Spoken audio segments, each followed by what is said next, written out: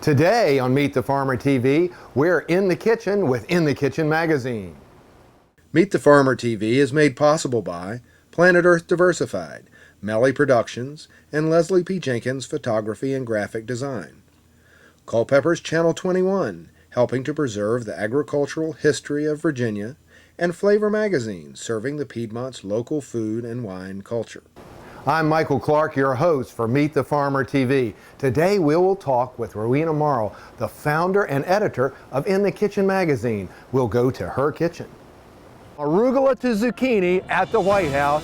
Save the family farm. In the kitchen. I want to be a model for local food production, I think. And the bill passed, although we still want those pickles on there. You'll probably live long enough to sell a $2 a pound tomato. He said, but you ain't never gonna plow a piece of flat ground that ain't got any rocks in it. For locally grown food. It's about market access. Plants don't have personalities. And I got one, so sometimes. We have a great solution to some of these crises that we're now facing. And you're watching. And you're watching. And you're watching Meet the Farmer TV.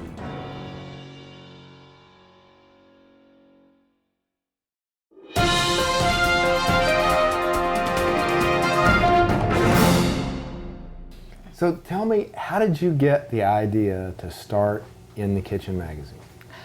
Well, I had 40 years of business experience, and I knew at some point I was going to stop that craziness. But I didn't make a lot of plans. I thought I'd either open a restaurant or have a catering business because my love has always been food.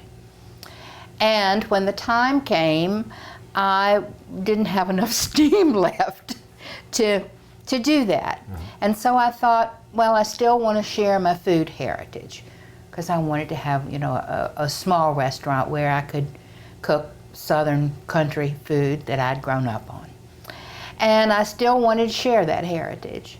And so I kept thinking, and it took me about 6 weeks to come up with a format for In the Kitchen. But the taproot for it has always been the meal planner, which is a calendar of every month that I use a menu for each day and one recipe in the menu. And I began that when I was a single mother.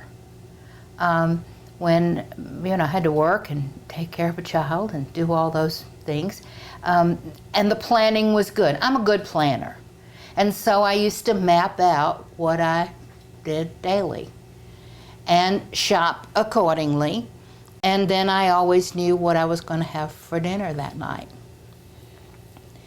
It also allowed me to do what I really like, and I'm hoping that I'm teaching this to readers, and that is to prepare, we call it progressive cooking, where you cook.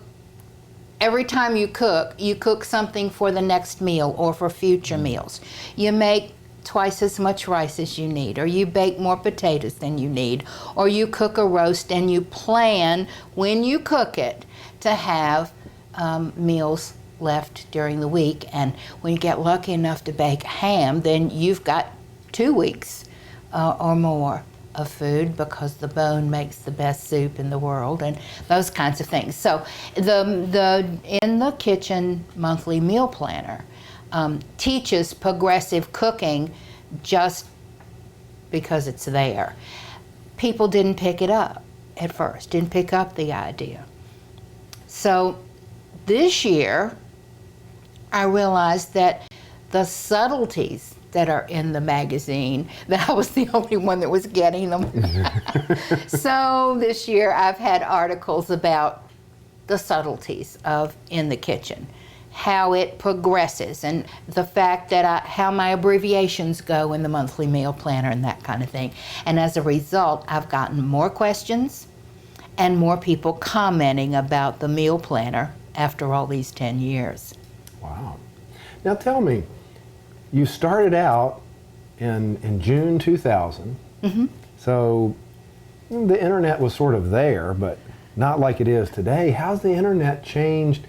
I mean, it's affecting print publishing everywhere. How's it affecting you? I think it probably has, up until this year, affected it very little, because I've always had a website as hobbled together as it was, but nobody ever used it.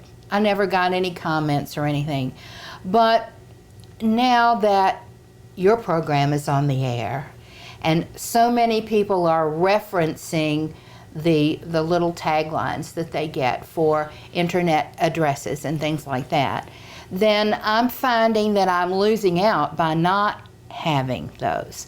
And so on October 20 of this year, we're going to launch our website. Oh, big new website. Yeah, big new website. In the Kitchen Online? InTheKitchenOnline.com. So it's the same website address that's current, it's just going to change format on the 20th of October. Right.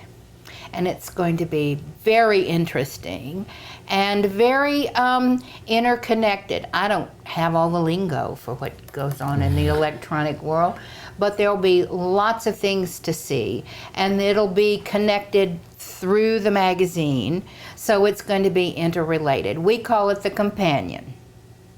And so this program will be linked to that website, and people can watch the program right there. Oh, won't that be exciting? Yeah. 10 years of print and now a big new website. We're going to get multimedia. And you're now a video star. And now I'm kicking and screaming. Right. Just another thing to have to do. The next thing we know, we'll see Rowena texting as she's at. I swear I will not Twitter or tweet. Well, tell me, how did you start a magazine here in Charlottesville? Did you find anybody to help or somebody to bankroll the project? Or yeah. How did you get that to go?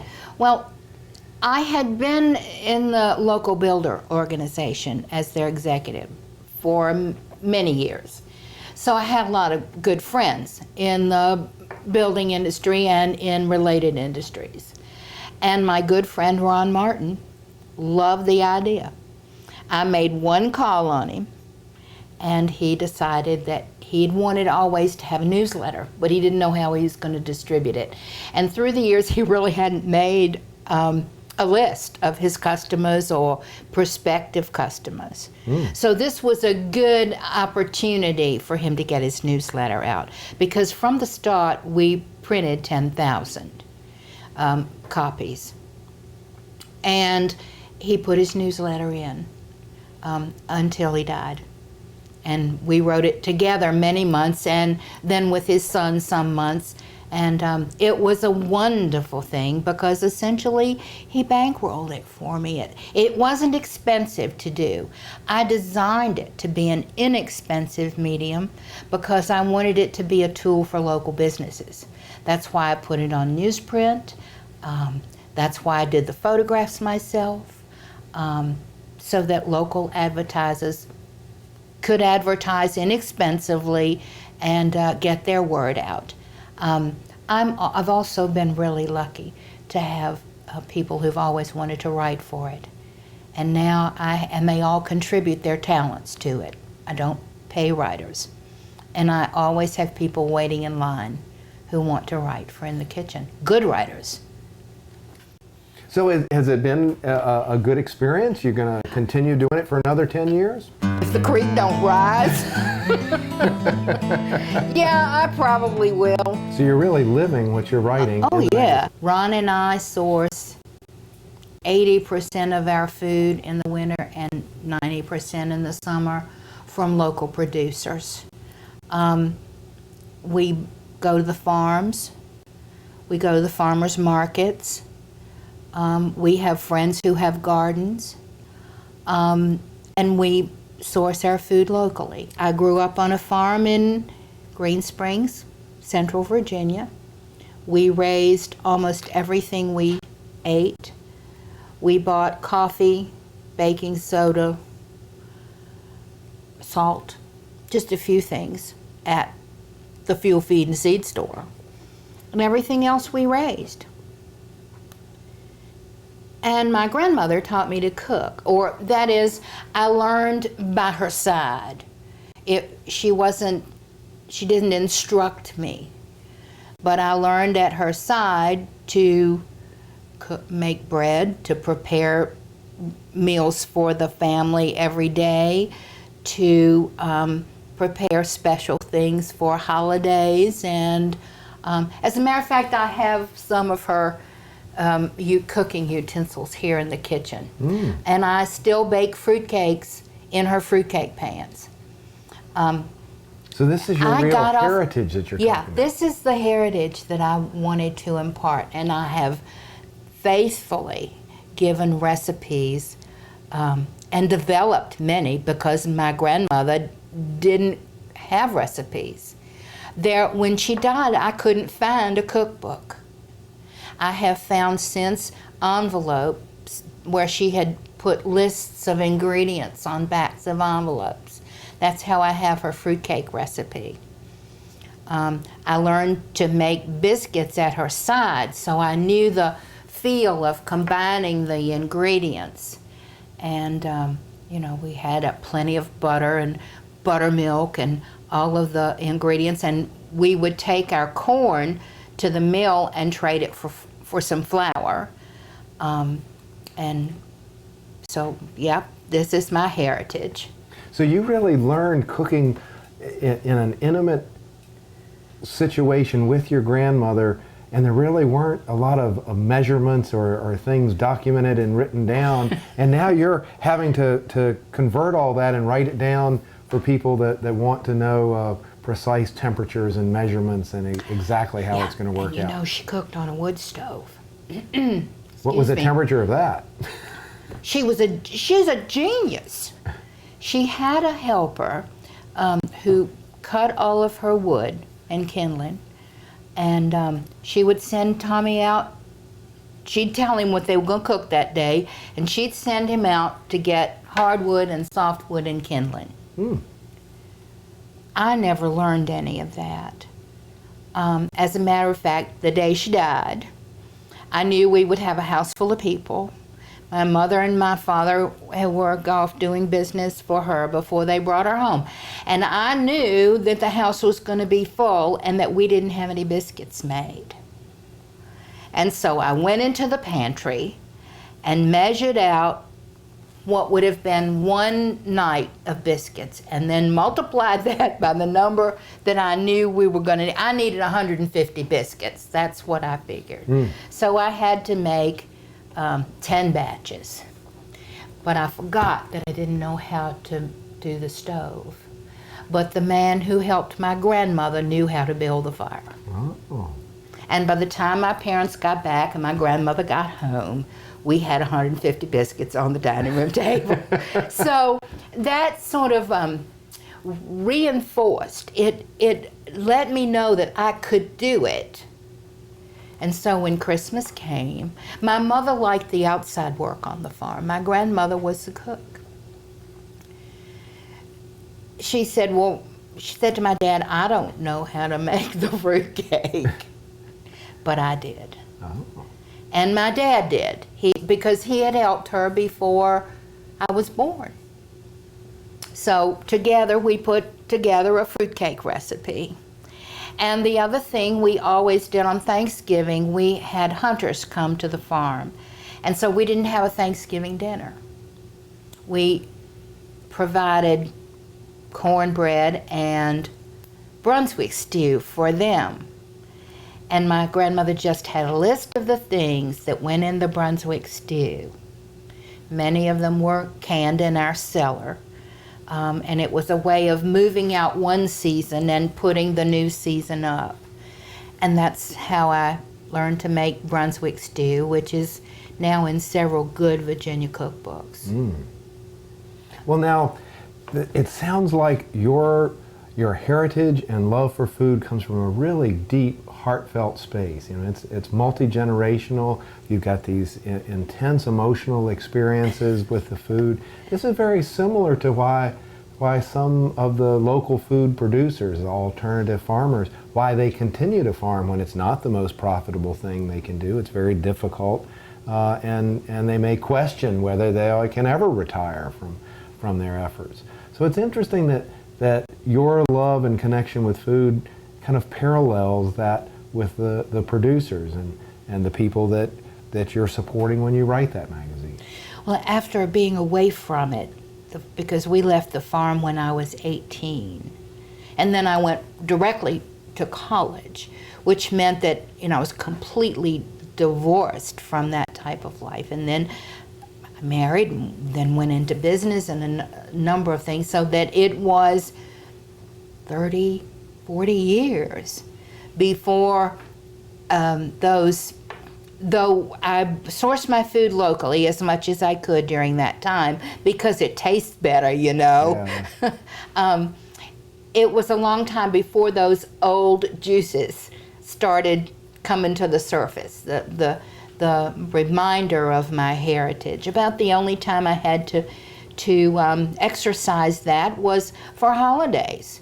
And I'd, roast the turkey and make the dressing and, find a venison crown roast somewhere, even if I had to go out and shoot it myself, which I did do years ago. You and Ron are quail hunters, too. Yeah, yes, we do. We hunt. And we have, right now I have bird in the freezer, and almost all my venison's gone because hunting season's coming up. I have a couple of geese in there, a couple of squirrels.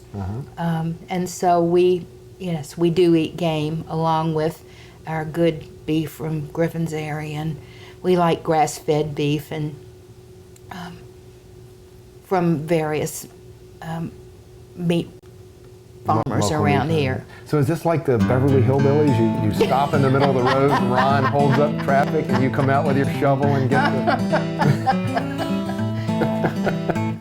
You think that's funny? Truth be told, we have harvested 2 deer from the road, which we saw them killed. But when Ron wants to pick up a squirrel every now and again, I won't let him do that. Well, I hit a deer with my large truck in Gordonsville, and it was right by the graveyard, and the deer went into the graveyard and died. And I called the sheriff and said, I just hit a deer, and they're like, well, we don't care. And I said, well, can I take it? And they go, yeah, fine. You don't need the game warden or anything. But it created a local stir because there was some guy, hauling a bloody carcass in the graveyard and putting it in the back of a big truck. So tell me about some of your favorite issues of the magazine. So what, we've got 120? Just about.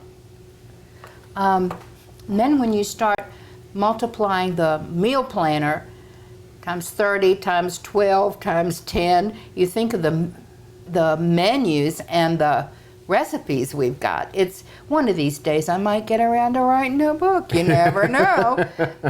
The first one, I love tomatoes. I started with tomatoes, and as I looked through getting things ready for you to see, I noticed that I have 8 covers that have tomatoes. You must like tomatoes. On them. Well, every summer, in the kitchen is seasonal, right. And what comes along in August is tomatoes.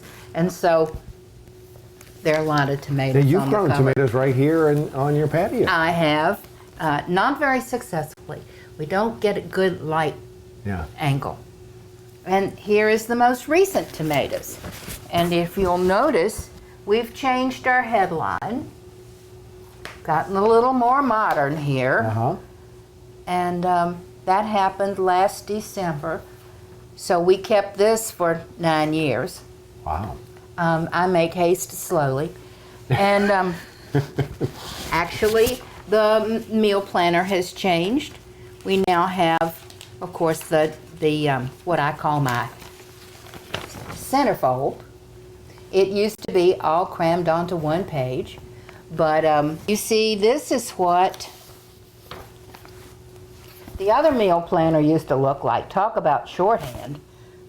And that's why you had to explain all those abbreviations. That's right.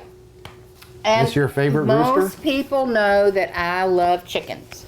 And the reason is I started raising chickens on the farm that put me through school. So everybody knew that I like chickens, and that's why I have more chickens in this house than is probably legal. Yeah. But this is one of my favorite covers because I love that old rooster. And my friend who lives in Atlanta has just done this in oils for me, which I'm proudly display in my kitchen. Now, where was that taken? On a little farm south of Lynchburg. She was having a backyard sale, and Ron and I were putzing around, and I saw this old rooster who kept, you know, fluffing around, and he finally settled down, and I took his picture. You know, local is a relative thing, which I have not been able to tie down, by the way. When I asked Whole Foods what they thought was local, they said anywhere you could drive to and get back in one day. Well, that's 250, 300 miles. I like to say Virginia is my limit, but yet that doesn't let me get up into the Chesapeake Bay and get all the seafood I might like to get, and it's also a long way to Bristol. Yes. So anyway, 100 miles is pretty much our limit for, unless we specify that it's somewhere outside of 100 miles, then I would say for in the kitchen, 100 miles is local. And yet, when the couple in Canada did that 100-mile meal, that was highly promoted in a lot of magazines, Ron and I took the challenge and did our Thanksgiving that year in 50 miles. And the only thing that we gave up was oranges and cranberries. Everything else was sourced locally, and we didn't have to alter what was our traditional menu except for those two things. Well, really, the concept of local could be kind of distilled to like the original hunter-gatherers. And you might go hunting for a week. You know, the hunting party might be gone for days and travel many miles and then bring the food back. But I mean, you wouldn't declassify them as local because they went on a hunting expedition. Point. So. But I don't camp out. Yeah. So I've learned a lot doing in the kitchen. Well, that's pretty good photography of prepared food then. I see another one of those chickens on there. Your rooster on the meal Oh, plan. there's a chicken on every one of them. Yeah. And there's a chicken on the front cover Yeah. of every one of them. There's chickens And everywhere. there's a chicken at the end of each article. So really, the In the Kitchen magazine is almost like your memoirs of 3 generations of food. Yeah. So that's Nice summary, Michael. So is there anything that we didn't touch on that you really want to say in the show or to the people watching about the story of In the Kitchen magazine and what it means to you? I just wish that more people would realize that they need to cook in order to feed their family nutritious food. It's easier and cheaper to cook it than it is to buy it in the store. Now, I can make a cake in probably 10 minutes, and that includes getting the mixer out and washing it. Mm-hmm. Well, by the time you've gone to the grocery store and bought the cake and made sure you know, it takes the same time. And then you have all that stress of driving and the traffic and a not only- huge carbon footprint. Not only that, you have ingredients in it that you have not chosen yourself. Not something that your grandmother would have as a list from the root cellar or from the pantry. No, but some things you can't even pronounce or spell. So that's why I think that preparing your food is so important to the health of our nation. But what's more, I believe that the old adage of people who eat together stay together. Ron and I eat together every evening. I pack his lunch every day. I can't tell you how much money that saves. But the companionship and the doing it together is wonderful. So there's really not only this increased nutrition, but there's an increased emotional and spiritual health of cooking food in the kitchen. My granddaughter can cook, and she's 11. My daughter is a good cook. She doesn't particularly like to cook, but she knows the importance of cooking. But now Leah, who's 11, can pretty much take on the responsibility of preparing a decent meal. She doesn't do it every night, but she can do it. And we started when she was like 3 or 4, you know, dipping muffins in juice. There's always something in the kitchen that children can do. Well, that's If pretty you amazing. Take the time to show them how to do it. Because they like to do things, and they like to be helpful. So you don't need an Xbox or a Wii, you just need a kitchen. Right. What's a Wii? It's some funny electronic game that you play. Oh. Like you hold a mouse or you hold something and you be like it's a baseball bat or a golf club, and the TV mimics whatever you're doing. You know, I don't have a lot of gadgets in my kitchen. Well, we don't need to go there. It's just that my kitchen is simple. Well, you started with wood stove. Yeah, and a wooden bowl and your hands and pitcher of milk that didn't have to be refrigerated because you got it from the cow that day. Well, that's wonderful, Rowena. Is there something you'd like to ask of the readers and subscribers of In the Kitchen? Well, I'd like to invite them to become more interactive within the kitchen. With the website, it will be easier than writing me a note. They can just email it, and it will be easier, I think, for me to be more interactive with the readers, and I wholeheartedly invite them to do that. And remember that the launch is on the 20th of October. All right. Well, thank you very much, Rowena. Oh, thank you, Michael. It's been a lot of fun. Well, there you have it. Rowena Morrel's In the Kitchen magazine, a whole multi-generational memoir of food and recipes and importance of local food, the spiritual and emotional nourishment of cooking in the kitchen. And thank you for joining us for another Meet the Farmer TV. Wow. I put that on my tombstone. Today we're at the White House Farmers Market. Let's see what fresh produce has come to D.C. From arugula to zucchini at the White House, Fresh Farm Market. My father used to ask me, he'd say, boy, he'd say, what do you want out of this life? And I'd think for a second, I'd say, well, Dad, I'll tell you what. I said, I'd like to be able to sell a tomato for over $2 a pound. And I would love to plow a piece of flat ground and have no rocks in it. And he thought for a second, he said, you'll probably live long enough to sell a $2 a pound tomato. He said, but you ain't never gonna plow a piece of flat ground and ain't got any rocks in it. And it's the truth.